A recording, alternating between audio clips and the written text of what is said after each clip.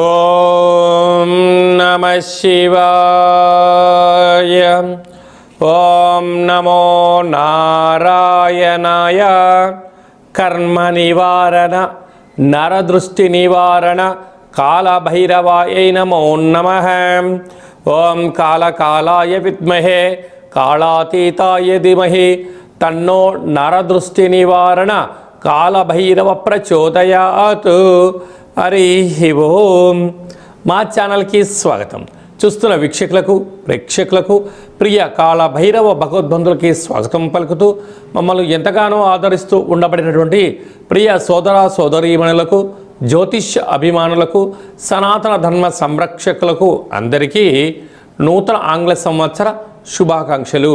2026వ సంవత్సరం జనవరి నెల 1వ తారీఖు నుండి డిసెంబర్ నెల 31, 2026 సంవత్సరము అందరికీ నూతన ఆంగ్ల సంవత్సరానికి స్వాగతం పలుకుతూ ఈ 2026వ సంవత్సరంలో అందరికీ శుభాన్ని, జయాన్ని, ఐశ్వర్యాన్ని, ఆనందాన్ని ప్రసాదించాలని మనం మనసారా కోరుకుందాం. ఇక్కడ విశేషం ఏమిటయ్యా అనగా మనకు క్యాలెండర్ పంచాంగం చెప్పుకుంటున్నాం. మనకి ఇక్కడ గురువారం రోజు ప్రారంభమవడం, అందులో 1వ తారీఖున రోహిణీ నక్షత్రం అయింది. గురువారం రోజున రోహిణీ నక్షత్రము, అందులో గురువారము. గురు అంటే గురువు యొక్క రోజు, చంద్రుడి యొక్క నక్షత్రము. అంటే విశేషమైనటువంటి గజకేసరి యోగము ఈ సంవత్సరం అందరికీ ప్రసరిస్తుందని చెప్పి గమనించాలి. అలాగనే మనకు ఉగాది పండగ శ్రీ పరాభవనామ సంవత్సరము కూడా గురువారం ప్రారంభమవుతుంది. ఇది చాలా విశేషంగా గమనించగలగాలి. కనుక ఈ సంవత్సరము విద్యార్థులకు, ఉద్యోగస్తులకు, వ్యాపారస్తులకు, నూతనమైనటువంటి అత్యంత ఆధునిక టెక్నాలజీని నేర్చుకునేటువంటి వారందరికీ, వ్యవసాయ సోదరీమణులకు అందరికీ సువర్ణపు యుగంగా భావించగలగాలి.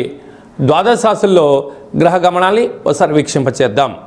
మిథున రాశిలో దేవగురు బృహస్పతి సంచార స్థితి, సింహరాశిలో కేతు సంచార స్థితి, ధనుసు రాశిలో చతుర్గ్రహ కూటమి రవి, కుజ, బుధ, శుక్ర సంచార స్థితి, కుంభరాశిలో రాహు సంచార స్థితి, మీనరాశిలో శని భగవానుని సంచార స్థితితో ద్వాదశ రాశుల్లో గ్రహ గమనాలు ఈ విధంగా ఉన్నాయి. కన్యరాశి వారికి ఈ నూతన ఆంగ్ల సంవత్సరం నుండి మరియు ఉగాది పండుగ నుంచి ఆదాయ వ్యయాలు ఎలా ఉన్నాయో, రాజపూజ్య అవమానం ఎలా ఉందో ఈ వీడియోలో తెలుసుకుందాం. ఆదాయం 8, వ్యయం 11. అనగా 8 రూపాయలు మీరు సంపాదిస్తే 11 రూపాయలు ఖర్చు పెట్టబోతున్నారు. కనుక 3 రూపాయలు అప్పు కాబోతుంది. కనుక ఇలాంటి కాల సమయంలో అపోహలకు వెళ్ళొద్దు, ఆడంబరాలకు దూరంగా ఉండండి. బంధువులని, మిత్రులని, స్నేహితులని, సన్నిహితులని కానీ అప్పు ఇచ్చారా తిరిగి రాకపోగా మీకు అశాంతి, అనారోగ్యం కలిగి మానసికమైనటువంటి ఇబ్బందికి గురయ్యే పరిస్థితి చాలా అధికంగా ఉంటుంది. రాజపూజ్యం 3, అవమానం 3. అంటే మీతో సహాయం పొందిన వారేమో మీరు చాలా మంచివారు అంటూ ఉంటారు, కానీ మాట ఇచ్చి మీరు మాటను నెరవేర్చుకోలేని పరిస్థితుల్లో ఆయన ఏంటండి మాట చెప్తాడు, మాట మీద నిలబడడు అని చెప్పి వారేమో మీకు శత్రులు అవుతారు. కనుక కన్యరాశి వారు ఎంత ఓపిక, పట్టుదల, సహనము, ధర్మము, ఆధ్యాత్మిక చింతన కలిగి ఉన్నప్పుడు సకలమైనటువంటి రుణ, రోగ, శత్రు సమస్యలను దూరం చేసుకునే పరిస్థితి ఉంటుంది. అదే కాకుండా ఇక్కడ 3 రూపాయలు అప్పు అవుతున్నాయి కనుక ఆడంబరాలకు వెళ్ళొద్దు. వచ్చినటువంటి ఆదాయాన్ని స్థిరాస్తులు సంపాదించే ప్రయత్నం చేయండి. కానీ బ్యాంకు వాళ్ళు లోన్లు ఇస్తున్నారు కదా, అడగగానే అప్పులు ఇస్తున్నారు కదా అని చెప్పి అప్పులు తెచ్చి ఇంకో చోట మీరు పెట్టుబడులు పెట్టారా? మీరు అప్పు తెచ్చిన చోటనేమో మీరు అప్పులు కట్టాలి. మీరు అనుకున్నంత ధర పలకలేని సమయంలో ఇది పోతుంది, అదే పోతుంది, అప్పుల పాలయ్యే పరిస్థితి చాలా అధికంగా ఉంటుంది. ప్రధానంగా ఆహార ఉత్పత్తులు, వస్త్ర వ్యాపారస్తులు, స్వర్ణకారిత వ్యాపారస్తులు, మార్కెటింగ్ రంగంలో ఉండబడిన వారు, ఆధ్యాత్మిక రంగంలో ఉండబడిన వారు, వ్యవసాయ సోదరీమణులు, సాఫ్ట్వేర్ హార్డ్వేర్ ఉద్యోగస్తులు ఎంతో అప్రమత్తత అవసరమని చెప్పి గుర్తుపెట్టుకోగలగాలి.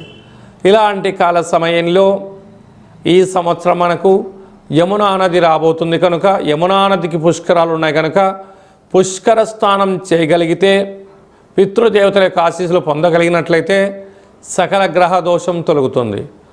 ప్రతి బుధవారం పూట విష్ణు సహస్రనామ పారాయణాన్ని వినడం, చదవడం, వెంకటేశ్వర స్వామివారికి తులసిమాలను సమర్పించడం, అమ్మవారికి అయ్యవారికి బంగారు రంగు పట్టు వస్త్రాలను సమర్పించినట్లయితే సకల ఐశ్వర్యం కలిగి ఆనందంగా ఉంటారని చెప్పి గమనించాలి. ఈ ఆంగ్ల సంవత్సరం అంతనూ కూడా అందరము కూడా వీలైనంత వరకు తల్లిదండ్రుల యొక్క సేవ, తల్లిదండ్రులతో సత్ప్రవర్తన, తల్లిదండ్రులను ఎవరైతే గౌరవిస్తారో వారందరికీ యోగం కలుగుతుంది.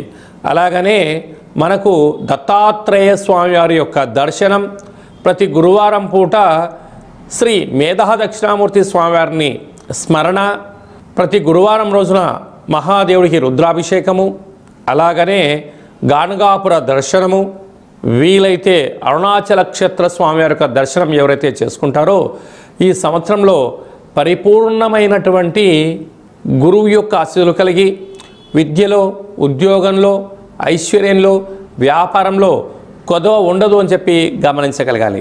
ఇంకనూ మనం విజయం సాధించగలగాలి అన్నట్లయితే ఒక్కొక్క నెలలో మనకు ఒక్కొక్క కాళభైరవ స్వామి వారు ఉంటారు. ఆ కాళభైరవ స్వామికి స్మరణ, ధ్యానము, కూష్మాండ దీపము, నారికేల దీపము, పిండి దీపాన్ని, గండా దీపాన్ని ఒక్కొక్క నెలలో ఒక్కొక్క విధంగా మనం పెట్టుకోగలిగినట్లయితే సంపూర్ణమైనటువంటి స్వామివారికి ఆశీస్సులు కలిగి ఎవరి ఇంట్లో ఎలాంటి ఇబ్బందులు లేకుండా, అష్ట కష్టాలు లేకుండా అష్ట ఐశ్వర్య ప్రాప్తి కలుగుతుందని చెప్పి గమనించాలి. ఈ యొక్క పాత్ర కాళభైరవ స్వామివారి యొక్క అక్షయ పాత్ర. అంటే ఈ యొక్క పాత్రలో అనేక రకముల యంత్రములను అచ్చు వేయడం జరుగుతుంది. ఈ యొక్క పాత్రను ఇంట్లో ఉంచుకొని పూజ చేసిన తదనంతరము ఇలా ఒక్కసారి శబ్దం చేస్తే ఈ పాత్రలోంచి ఓంకార శబ్దం రావడం జరుగుతుంది.